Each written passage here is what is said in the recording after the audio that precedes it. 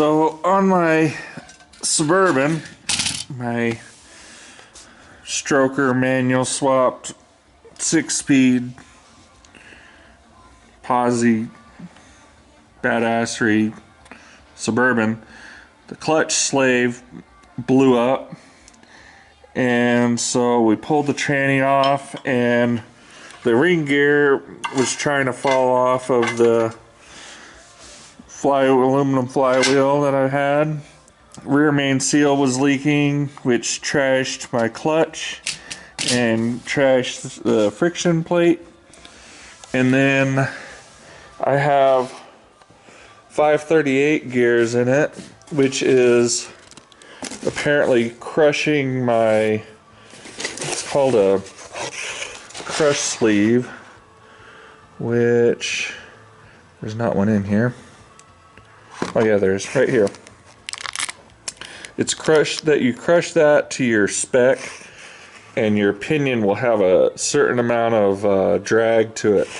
Well, my gears are so low that pinion pushes forward when I get on it, and it's crushing this more, and then my tolerance is going out of spec. And so that meant I needed to get a new kit for the rear, and new clutch, new flywheel. My gears look okay. I've wanted to change the shifter out to one of these ticks for a while, because the shift pattern in the T56 just is, I don't know, it's always been kind of hard to get the gear that you want. They're kind of a little bit loosey-goosey. I got the brass bushing, which was another $20-some upgrade, which is a really good idea. And then kind of you also got to keep in mind though that most T56 cars are going to have a shifter like that long. I do have a, So I don't have a that long, but it's that long. I see. that's what the ladies say. So I got this McLeod twin disc. So it actually has 2 clutches in there, and then a specialty flywheel for the twin disc, which I'm pretty excited about that. I'm just hoping, it'd be nice if one day this effing thing just stayed together. But putting in this new shifter. Reliable, don't make power. Yeah. If you make power, it's going to break. This is all because race car. So the shifter, you can kind of see the original had kind of this dual clevis, I'd say, kind of system, where this one is just one, and then this bushing replaces out this little plastic goodie, which you can see is pretty blown apart. We also won't be using the seal here because it has a built-in seal on the shifter here. I had already previously put on this remote bleeder, which is kind of nice when you don't have to, normally you have to bleed it through a little port right here. This makes it to where you can kind of access a little further out. There's the clutch slave together, so you can see this part kind of just blew off of my other one. I don't know if I'm gonna be able to slip that on. No, I have to take these lines back off to slip that on. But as far as the shifter, we'll probably take this guy out to install this bushing, unless if it goes in extremely easy. This is your reverse lockout, which I've never hooked up, and I didn't really have any problem with that. Yeah, probably want to take this out to press that in. So we'll get that out of there, and then the shifter is just going to be bada bing bada boom. You can see my old one set back like that, so my hole is here for my shifter now, and I'm gonna have to move it to here, so I might as well move it all the way up to here and just be able to get that thing out of there. With that big of a hole in there, I might make a new plate, kind of a new cover plate that bolts down on the floor.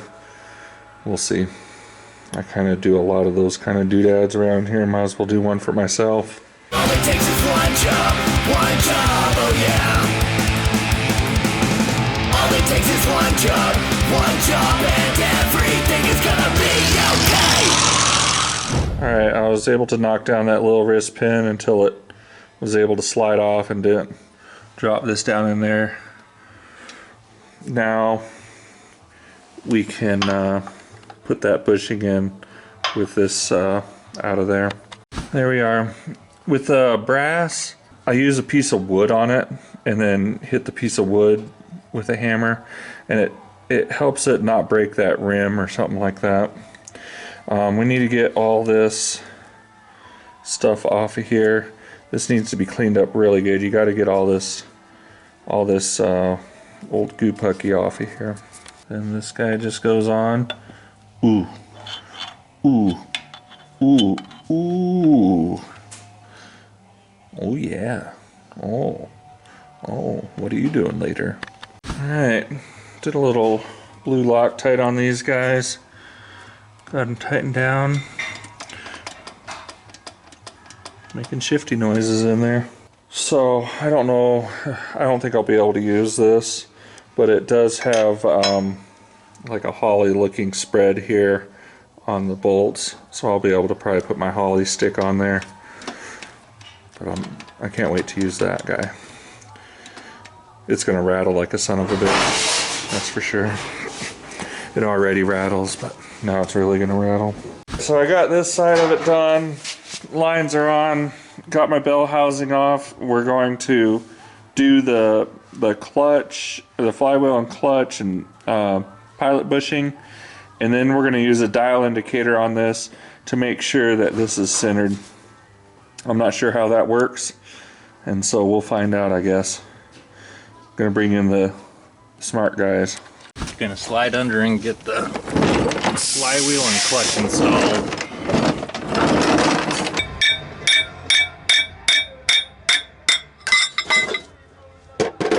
So, what's happened? Did you explain to them that the bushing didn't look right? No, they just saw me drop a flywheel on my leg. Oh. That's it. Well, Jared put in the pilot bushing from, looks like this one, from Chevy. But when he put it in there, he could stick his finger and pull it back out, which means, you know, after my pilot bushing, I had a pilot bushing, it got blown out instantly. I put in a bearing, it probably got blown out instantly. But now that input shaft has rattled around on the inside of that crankshaft, so its tolerance is a little bigger, so that's why that doesn't fit. But we got one from Napa, 2787.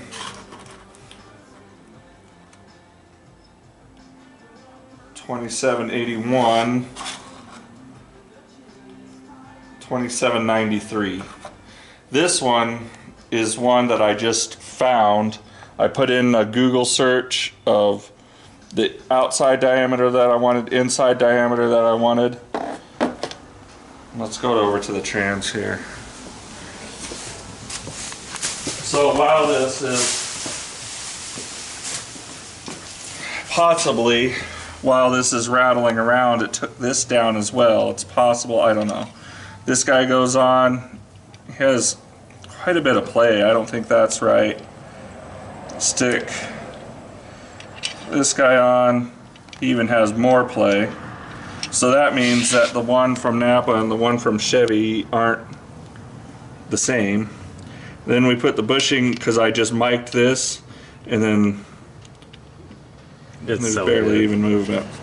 So sometimes when things get a little fuckery, you gotta just mic it and get what you need. I mean, I'm not pulling out, I'm not replacing my crank because the one bushing doesn't fit right. I'm just gonna get a different bushing. And this stuff happens, especially when you're swapping stuff. I've had to have some of these milled just because I couldn't get the right size. So You win some, you learn some.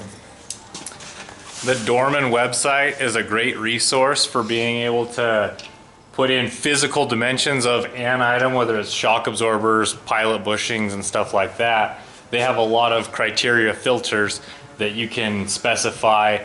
I want this range to this range on my inside. I want this range to this range on my outside. And Dorman, whether or not you want to use their parts, that's up to you, but it'll at least point you in the direction of fitment. You're gonna have to use Dorman.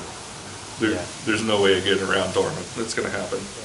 And this one was advertised on Summit, which had a Dorman part number. I crossed the Dorman, or I called up O'Reilly.